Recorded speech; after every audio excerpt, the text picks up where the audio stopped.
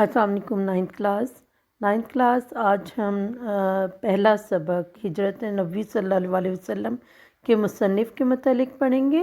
اس کے مصنف ہیں مولانا شبلی نعمانی رحمۃ اللہ علیہ۔ آپ 1857 میں قصبہ بندول ضلع اعظم گڑھ میں پیدا ہوئے جو کہ بھارت کا شہر ہے۔ آپ کے والد شیخ حبیب اللہ وکیل تھے اور شبلی نے بھی کچھ وقت وکالت کی اور پھر علی گڑھ کالج میں فارسی کے استاد مقرر ہو گئے۔ وہاں انہیں سر سید احمد خان، محسن ملک اور آرنلڈ سے ملنے کا موقع ملا اور ان کی شاگردی اختیار کی۔ 1852 میں آرنلڈ کے ساتھ اسلامی ممالک کا سفر کیا جن میں مصر، شام، قسطنطنیہ جو کہ اب استنبول ہے، ان کا سفر کیا۔ پھر 1898 میں سر سید کی وفات کے بعد اعظم گڑھ واپس آ گئے۔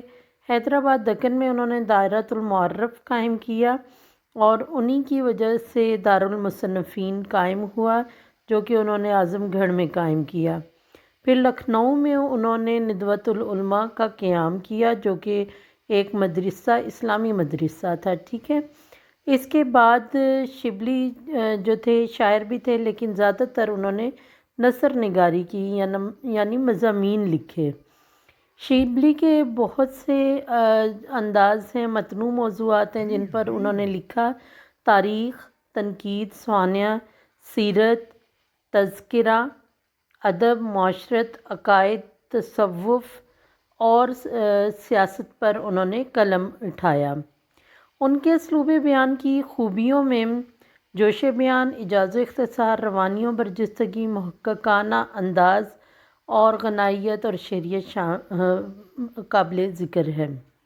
شبلی کی تصانیف میں شعر العجم 5 جلدیں، الفاروق، المامون، الغزالی، سیرت النعمان، سفر نامہ انہوں نے لکھا، روم و مصر و شام، اور سوانح لکھی، سوانح مولانا روم، اور ان کی جو مارکۃ الآراء کتاب ہے سیرت النبی صلی اللہ علیہ وسلم، اسی کا حصہ سیرت طیبہ اور تاریخ اسلام، ٹھیک ہے۔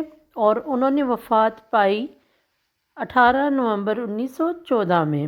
تو یہ ان کی جو تعارف ہے، آپ اس ویڈیو کو اچھی طرح سے دیکھیں اور جو اسائنمنٹ آپ کو دی جا رہی ہے اس کو آپ سالو کر کے سبمٹ کروائیں۔ Thank you.